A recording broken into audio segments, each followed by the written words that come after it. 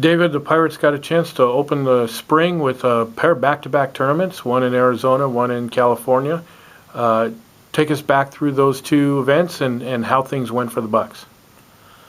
Yeah, the main intent for doing these back-to-back tournaments is to boost our strength of schedule. We went down to Arizona, played in George Fox's tournament with a lot of nationally ranked teams, mostly top 25 teams on Saturday, Sunday, and then went straight over to Southern California and played Cal Lutheran's tournament.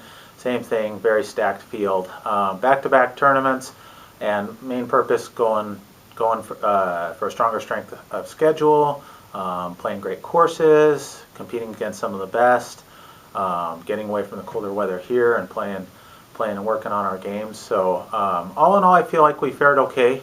I think that our takeaway is a lot of good and some stuff to still work on. The first tournament, we were the lowest seed out of 9 teams, and we didn't catch or beat anybody, so that doesn't look good on paper.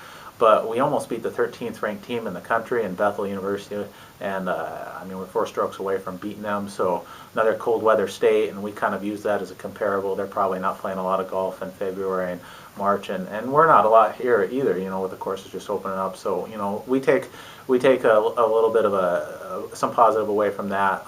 We're kind of looking at spreads right now between us and how big's the margin between us and other top 25 teams in the country, and basically it's about 3.5 strokes per round per player, and that's been the spread for about a year now, and so we're working on narrowing that gap. And competing with these teams is the first step.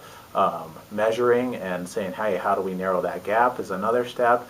Getting the experience is huge. Not gonna lie, team bonding was just awesome, and that's a really positive thing for the young ladies, going down to warmer weather and whatnot. So I think all in all we fared okay. We played okay at Arizona. Cal Lutheran, same thing. We finished 7th out of 10 teams. Doesn't look great on paper, but we finished right at our seed, meaning we beat everybody we were supposed to beat. They were ranked higher than.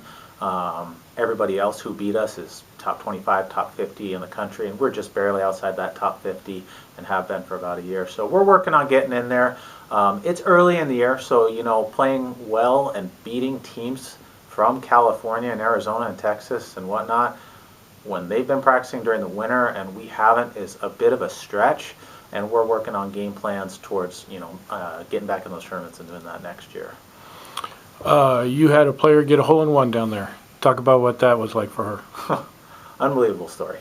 So Bridget Fenton, our freshman from Auburn, Washington, 2nd round, California, 3rd hole, smokes a 5-iron. She just absolutely pured it right at the pin. Pretty strong hole into the wind. And golf hitting into the wind is it's doubly hard because basically it makes the ball move farther right or left much more easily. So into the wind you've got to hit a much more solid shot than no wind.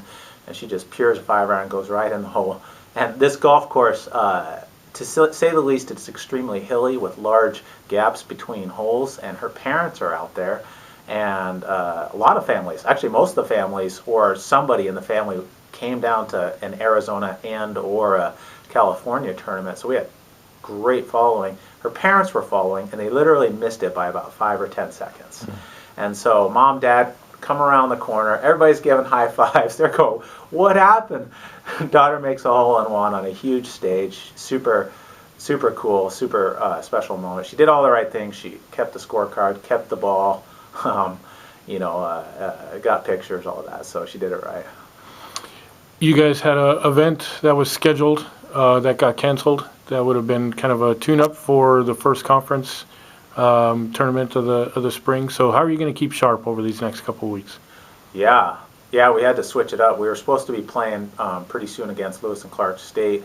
Scheduling fell through on that with them, unfortunately. So we've got a 16 or 17 day gap between now and Spring Classic, which we host, which is a really big tournament out at the links in Post Falls, Idaho for us.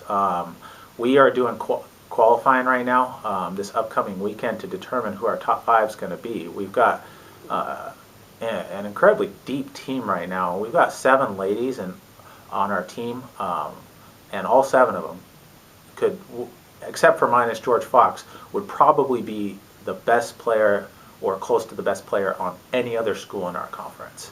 So we're very, very deep. Even our non-starters, if you would, are very strong players. So we're qualifying to stay sharp, honestly. And I don't know who's going to be in our top 5. You know, we've got one exemption. You know, we know that Brianna's going to be there because she's kind of earned that right, so to speak. But everyone else is teeing it up for a spot, which keeps you sharp. I mean, you know, that's how we're dealing with it.